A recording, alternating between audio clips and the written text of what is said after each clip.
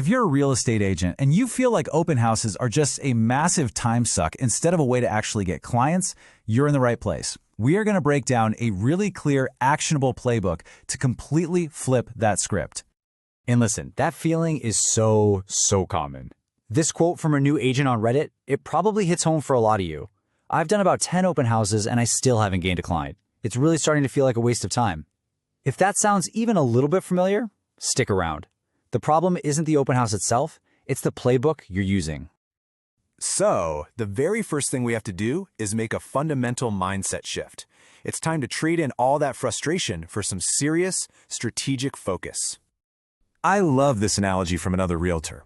Most agents use what they call the shotgun approach. You're just kind of spraying your effort everywhere, trying to get every single person who walks in to sign a sheet. It's all about quantity over quality.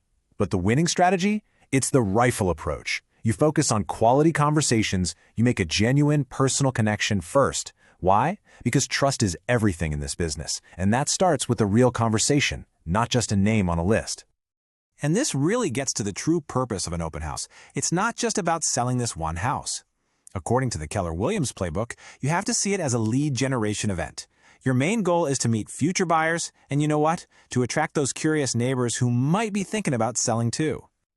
So, let's bust a few common misunderstandings right now. You might think, oh, the buyers at open houses aren't ready to buy. The reality is, most of them will buy. Eventually, they're your future business.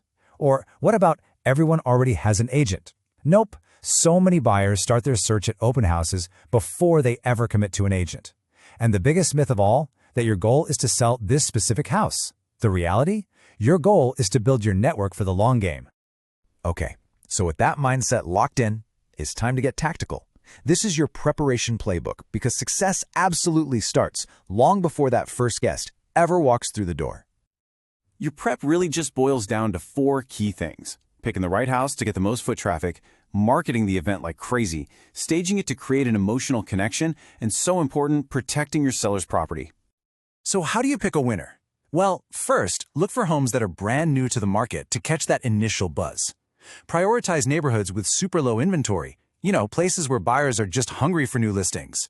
And try to focus on mid-range priced homes, because that's going to attract the biggest pool of buyers.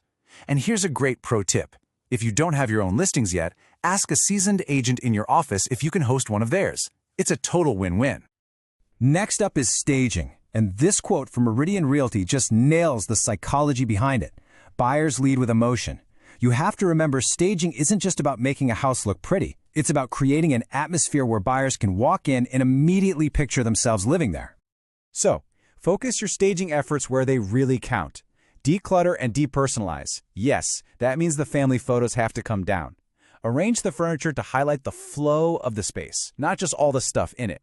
Put your energy into the rooms that matter most: the living room, the kitchen, and the primary suite. And finally, let there be light.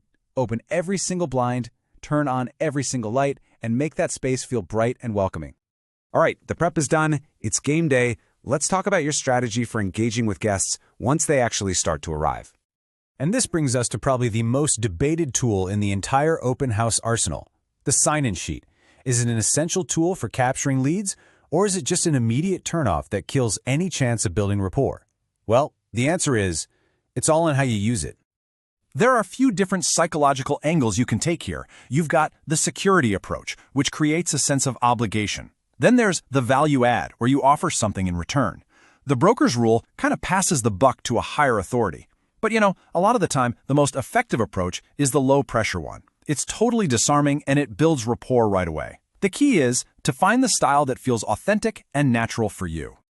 But please remember, the sign-in sheet is always secondary to the connection. Your very first question should be, are you already working with an agent?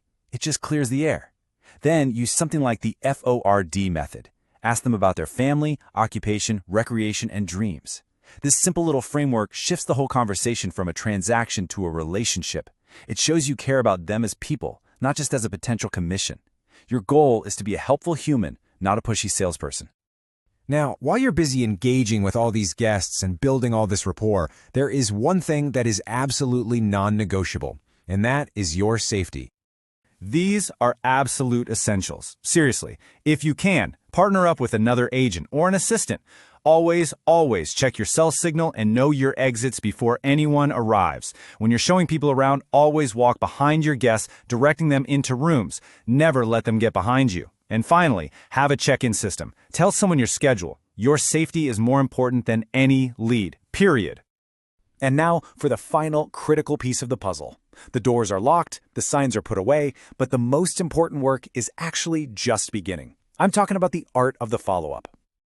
So why is follow-up so critical? Well, this one statistic says it all. 53% of all home buyers used an open house to source information during their search.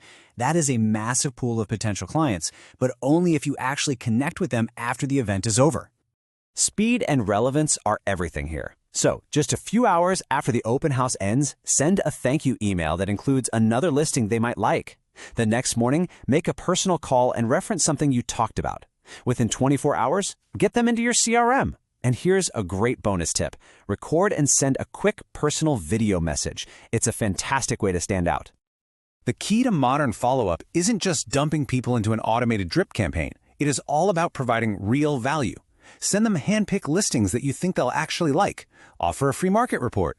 Ask for their feedback on the property. Your goal here is simple. Just continue the conversation you started. Okay, we've covered the before, the during, and the after.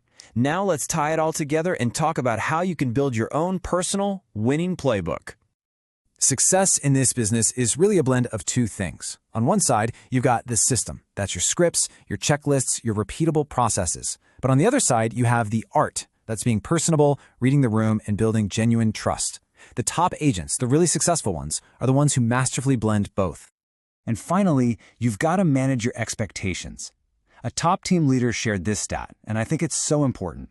They average about 1 deal for every 8 open houses they do. It's a numbers game for sure, but it's a game that's fueled by skill and consistency. So don't get discouraged if you don't get a client from your first, second, or even third one. So, I'll leave you with this one question to think about. In a world of endless virtual tours and digital everything, what is it that makes a simple handshake and a real conversation at an open house absolutely priceless?